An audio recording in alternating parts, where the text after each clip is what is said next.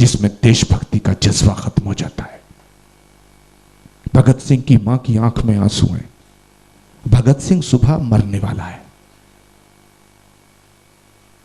जो 23 साल की उम्र में जाने वाला है दुनिया को छोड़ के, उसका जज्बा देखो।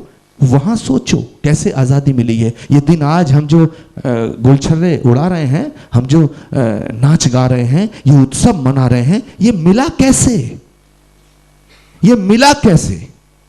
ये ऐसे मिला कि भगत सिंह अपनी मां से कहता है कि तेरी आंखों में आंसू अच्छे नहीं लगते।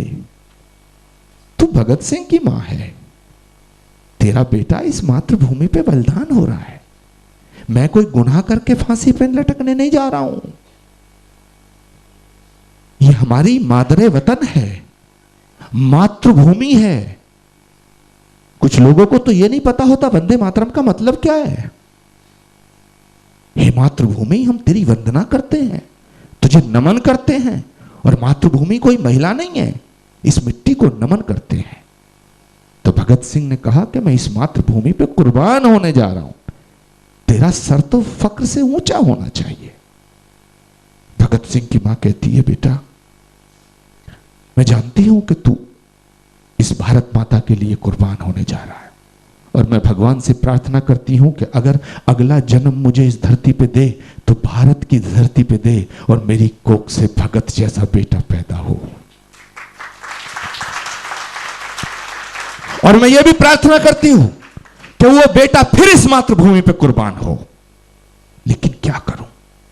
जब तू पैदा हुआ था ना, तो एक ख्वाब देखा था, एक सपना देखा था कि तू बड़ा होगा, जवान होगा, घोड़ी पे चढ़ेगा, मेरे लिए बहू लाएगा। हर मां का एक सपना होता है।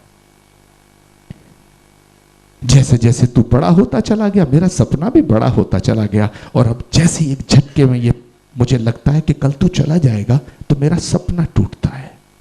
और ये सपना टूटता तो आंखों में आंसू आ जाते हैं। जानते हो भगत सिंह ने अपनी मां को क्या कहा? देशभक्ति का सार है ये। और जिसने भगत सिंह का वो आखिरी संदेश, आखिरी मैसेज अपने जीवन में उतार लिया, उसे फिर राष्ट्रभक्ति के गीत गाने की जरूरत नहीं रहेगी। वो राष्ट्रभक्त हो जाएगा। फिर 15 अगस्त, 2 अक्टूबर, 26 जनवरी को ही तिरंगे को सलाम नहीं करेगा। हर दिन देशभक्ति का दिन होगा। भगत सिंह कहता है कि तू न रोना कि तू है भगत सिंह की मां। सोचना, 23 साल का जवान, तुम्हारी उम्र का जवान, कि तू न रोना कि तू है भगत सिंह की मां। मर के भी लाल तेरा मरेगा नहीं।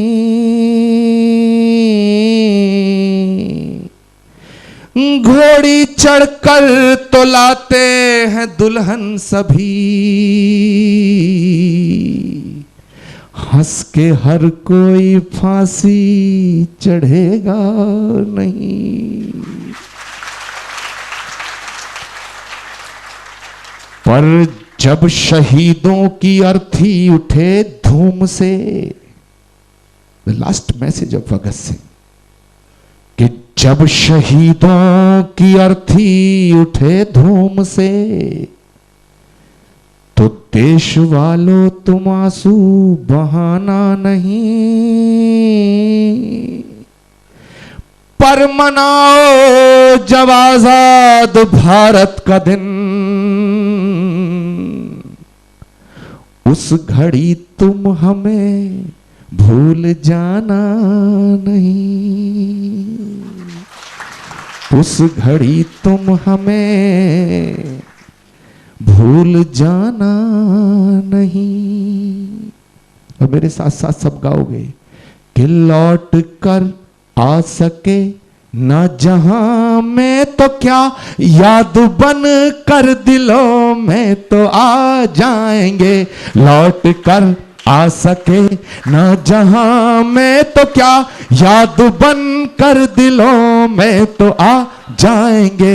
ऐ वतन, ऐ वतन, हमको तेरी कसम, तेरी राहों में जान तक लुटा जाएंगे। ऐ वतन, एवरीबॉडी है। ऐ वतन, ऐ वतन, ऐ वतन, ऐ वतन, हमको तेरी कसम, तेरी राहों में जान तक लुटा जाएंगे। फूल क्या चीज है, फूल क्या चीज है, तेरे कदमों पे हम भेंट अपने सरों की चढ़ा जाएंगे। फूल क्या चीज है, तेरे कदमों पे हम भेंट अपने सरों की चढ़ा जाएंगे। ऐ वतन, ऐ वतन, ऐ वतन, ऐ वतन, ऐ वतन, ऐ वतन, ऐ वतन। ये जज्बा, मेरा यकीन है, मेरा विश्वास है, राकेश छारिया जी और उर्वशी जी, कि आपने जिस तरह से, जिस शिद्दत के साथ इस इंस्टीट्यूट के तमाम स्टूडेंट्स को संवारा है, सजाया है, ये पौधे एक दिन दरख्त बनेंगे, ऐसे वृक्ष बनेंगे कि इनसे इनका परिवार, इनकी सोसाइटी के साथ साथ इन पर पूरे देश को गर्व होगा, पूरे देश को नाज होगा। लेकिन मैं फिर कह के जा रहा हूं आपको कि बात को सुनना और बात को अपने जीवन में उतारना दोनों अलग अलग बात है। जैसे मैंने कहा कि आजादी शब्द और आजादी के मायने, जैसे मैंने कहा शहादत एक शब्द और शहादत को समझना, शहीद होना और शहीद शहादत को समझना, ऐसे मोहब्बत करना या मोहब्बत को समझना, उसको बोलना और समझना। सम्मान शब्द कि हम आपका बड़ा सम्मान करते हैं। बहुत सी महिलाएं हमारे पास आती हैं, अपने बच्चों को कहती हैं, अरे गुरुजी के पैर छू। वो कहता है जबरदस्ती गर्दन पकड़ के, अरे ये सम्मान थोड़ी है, श्रद्धा थोड़ी है। श्रद्धा भीतर से आती है, प्रेम करने से थोड़ी होता है। तुम सुबह घर से निकलते हो ना यही सोच के कि प्रेम करेंगे, प्रेम करते हो क्या? हाँ, नहीं करते, कुछ और कर लेते हो। प्रेम घटता है, प्रेम घटता है। और ये जो आज आप इस हॉल में बैठे हैं, ये बड़ी मीठी यादें हैं। जो कल था वो आज नहीं है, और जो आज है वो कल नहीं रहेगा। लेकिन इन यादों के सहारे मुझे अफसोस इस बात का होता है कि तुम्हें अगर कोई किसी से नाराजगी हो जाती है या तुम्हारी कोई एक्सपेक्टेशन होती है और वो पूरा नहीं होती है, तो तुम उस मित्र को ही छोड़ देते हो। ऐसा मत करना। तुम उससे शिकायत करना शुरू कर देते हो कि हमने तेरे लिए ये किया, हमने तेरे लिए ये किया, हमने तेरे लिए ये किया, तूने हमारा साथ नहीं दिया, और फिर उससे एकदम मुंह मोड़ लेते हो। इसे प्रेम नहीं कहते हैं, इसे दोस्ती नहीं कहते हैं। दोस्ती किसे कहते हैं? प्रेम किसे कहते हैं? अगर किसी ने तुम्हारा साथ नहीं दिया तो उन पलों को क्यों याद करते हो? जितना तुम्हारे साथ वो रहा, जितना साथ दिया, उस मोहब्बत भरे पलों को याद किया करो। इसे प्रेम कहते हैं। एक गजल का शेर है कि वो शख्स जो किसी से मोहब्बत नहीं करता, धोखा है इबादत का, इबादत नहीं करता। और इश्क उनको अता नहीं होता, इश्क उनको अता नहीं होता जिनके दिल में खुदा नहीं होता। इश्क उनको अता नहीं होता जिनके दिल में खुदा नहीं होता। और वक्त होता है बेवफा यारो, आदमी बेवफा नहीं होता। आदमी बेवफा नहीं होता। तो आज इस खूबसूरत और उमंग भरे दिन पर 15 अगस्त हम शान से मनाएं, फख्र से मनाएं, मोहब्बत के साथ मनाएं, खुलूस के साथ मनाएं, सबको साथ लेके मनाएं। हमारे देश में एक बड़ी प्रॉब्लम हो गई है। हमारे देश में पता क्या प्रॉब्लम हो गई है? बहुत आप भी देखते होंगे कि 2 अक्टूबर, 15 अगस्त और 26 जनवरी पे हम हिंदुस्तानी नजर आते हैं। मेरी बात अगर अच्छी लग रही हो तो उसको मेरा थोड़ा तालियों से नवाज दे करो। अब कमल शेखरी जी अखबार के संपादक हैं, बड़ी गौर से मेरी बात को सुन रहे हैं, और जब ये कल संपादकीय लिखेंगे तो मेरी अच्छी बातों को नहीं लिखेंगे, मेरी जो बात इन्हें अच्छी नहीं लग रही होगी उसका पोस्टमार्टम कर देंगे। ये प्रॉब्लम है। 2 अक्टूबर, 26 जनवरी, 15 अगस्त को हम एकदम देशभक्ति, उसके बाद भूल जाते हैं। उसके बाद क्या? कोई हिंदू बन जाता है, कोई मुसलमान, कोई ईसाई, और मामला यहां तक नहीं रुकता। इस देश को कितना बांटा जा रहा है। कोई अगड़ा कर देता, कोई पिछड़ा कर देता है। हां, ये रिजर्वेशन, ये सब बंटवारे की तरकीबें हैं। इस देश को आजादी जिन्होंने दिलाई, भगत सिंह ने यह नहीं सोचा था कि इस मिट्टी के लिए जब कुर्बान हो रहा हूं तो इस देश पे केवल सिखों का राज होगा। सुभाष चंद्र बोस ने जब बंगाल से आवाज दी कि तुम मुझे खून दो, मैं तुम्हें आजादी दूंगा, उसने नहीं सोचा था कि इस मुल्क पे केवल बंगालियों का राज होगा। चंद्रशेखर आजाद ने जब अपनी कनपटी पे गोली मारी और अपने प्राणों का बलिदान दिया, उसने नहीं सोचा था कि इस मुल्क पे केवल ब्राह्मणों का राज होगा। लाला लाजपत राय जब लाठियां खाई और शहीद हुए, उन्होंने नहीं सोचा था कि इस मुल्क पे केवल वैश्य कम्युनिटी का राज होगा। अशफाकुल्ला खां को जब फांसी दी गई तो अंग्रेज ने पूछा तेरी आखिरी ख्वाहिश क्या है? जानते हो अशफाक ने भरी जवानी में क्या कहा? कि कुछ आरजू नहीं, गर आरजू तो ये है, कुछ आरजू नहीं, गर आरजू तो ये है, लाकर जरा सी रख दो खाके वतन कफन में। उसने नहीं सोचा था, उसने कभी नहीं सोचा था कि इस मुल्क पे केवल मुसलमानों का राज होगा। हिंदू, मुस्लिम, सिख, ईसाई, ये सब कोई अगड़ा, कोई पिछड़ा, कोई जाट बन गया, कोई ठाकुर बन गया, कोई बनिया बन गया, कोई पंडित बन गया, कोई त्यागी बन गया, कोई अगड़ा, कोई पिछड़ा, कोई दलित, कोई हिंदू, मुसलमान। अगर ये सिलसिला चलता रहा मेरे दोस्तों, तो वो दिन दूर नहीं जब तुम्हें हिंदू नजर आएगा, मुसलमान नजर आएगा, सिख ईसाई नजर आएंगे, अगड़े पिछड़े नजर आएंगे, चिराग जलाकर ढूंढने से भी हिंदुस्तानी नजर नहीं आएगा। हिंदुस्तानी क्यों नहीं आएगा? हमें हिंदुस्तान को अपने दिल में बसाना है और हमें हिंदुस्तानी बनकर के सड़क पे उतरना है। घर की चौखट के अंदर आप नमाज पढ़ें, पूजा करें, आरती करें, किसने रोका है? लेकिन तुम्हें यह संकल्प लेना होगा और हिंदुस्तान के हुक्मरानों को, हिंदुस्तान के नेताओं को ये ढोंग, ये आडंबर, ये पाखंड मिटाना होगा अपने जीवन से कि हिंदुओं में गए तो हिंदुओं की तारीफ कर दी, मुसलमानों में गए तो मुसलमानों की तारीफ कर दी, हिंदुओं में गए तो कहा यह देश केवल तुम्हारा है, मुसलमानों में गए कि यह देश तुम्हारा है। मैं इस बात का खंडन करता हूं और मैं कहना चाहता हूं कि यह देश जितना हिंदुओं का है उतना ही मुसलमानों का है। ये देश जितना मुसलमानों का है उतना ही हिंदुओं का है। भगवान श्री राम जितना हमारे हैं उतना ही तुम्हारे हैं और मोहम्मद जितना तुम्हारे हैं उतना ही हमारे हैं। क्योंकि कोई सूफी, संत, रसूल, फकीर, अवतार, महापुरुष और शहीद किसी एक कौम का नहीं होता है, किसी एक जात का नहीं होता है, किसी एक राज्य का नहीं होता है, किसी एक जिले का नहीं होता है। वो होता है तो पूरे देश का, पूरी कायनात का, पूरी मानवता का होता है। हमें ढोंग को जीवन से हटाना होगा। हम देशभक्ति की बात करें और देशभक्त हो जाएं, दोनों अलग अलग बात है। देशभक्ति की बात इस देश में 70 साल से हर नेता करता आ रहा है, लेकिन देशभक्ति कम होती जा रही है।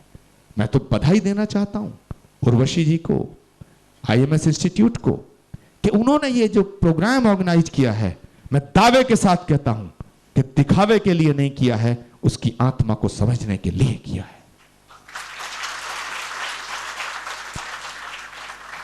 आप सबको स्वाधीनता दिवस की बहुत बहुत मुबारकबाद। देश की आजादी का ये दिन मुबारक हो। कुर्बानियों का जब ख्याल आता है तो लगता है कि बस एक ऐसा जज्बा पैदा होता है। कैसे कैसे लोग थे, कैसे कैसे लोग थे। गांधी चंपारण के आंदोलन से गुजर रहे थे, चंपारण में गए तो उन्हें प्यास लगी। एक गांव में एक दरवाजे के सामने उन्होंने पानी मांगा।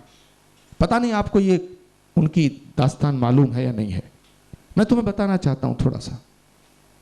जानते हो हुआ क्या? और गांधी कोई गंवार आदमी नहीं था, गांधी कोई जाहिल आदमी नहीं था। उस जमाने में उसने वकालत की थी, पूरी दुनिया उसका लोहा मानती थी। गांधी से अच्छी इंग्लिश बोलना नहीं जानता था कोई, गांधी से अच्छी उर्दू नहीं जानता था, गांधी से अच्छी हिंदी नहीं जानता था। उसने वकालत को ठोकर मार के देश की आजादी में हिस्सा लिया। जानते हो जिस समय चंपारण बिहार का एक इलाका, उसके गांव से गांधी गुजरे तो उन्होंने पानी मांगा। अंदर से उस घर से एक हाथ निकला औरत का, उसमें लोटा था। तो गांधी ठहर गए। तो उन्होंने कहा कि अगर तुम मेरे से छोटी होगी तो मेरी बेटी के समान होगी, बराबर की होगी तो बहन होगी, बड़ी होगी तो मेरी मां जैसी होगी, तो पर्दा किस बात का? मैं ऐसे पानी नहीं पीऊंगा, तुम्हें बाहर आके मुझे पानी देना होगा। जानते हो अंदर से आवाज आई कि बापू, बड़ी मार्मिक घटना है कि बापू, मैं तुमसे पर्दा नहीं करना चाहती हूं, मैं तुम्हें गैर नहीं समझती हूं, लेकिन अफसोस कि मैं तुम्हारे सामने नहीं आ सकती हूं। तो बापू ने कहा क्यों? उसने कहा क्योंकि मैं नंगी हूं। तो बापू बहुत शौक, ये क्या कह रही है? कि हाँ बापू, इस घर में 2 औरतें हैं और एक साड़ी है, वो काम करती है, उस साड़ी से धक्की में नहीं लेती। जब बापू ने संकल्प लिया कि बहन, की हर औरत को ढकने के लिए कपड़ा नहीं होगा, एक मोहताज से करना होगा। ये स्पिरिट कहां चली गई देश के नेताओं में? आज तो उल्टा हो रहा है। जब चुनाव में जाते हैं तो जनता को जनार्दन कहते हैं, जब जीत के गद्दी पे आ जाते हैं तो जनता को ठोकर मारते हैं। ये हो रहा है। इसलिए मेरे दोस्तों, मैं तुम्हें बार बार दोस्त कह रहा हूं, क्योंकि दोस्त की सलाह मान लेता आदमी, मां बाप की सलाहों को तो नजरअंदाज कर दिया जाता है।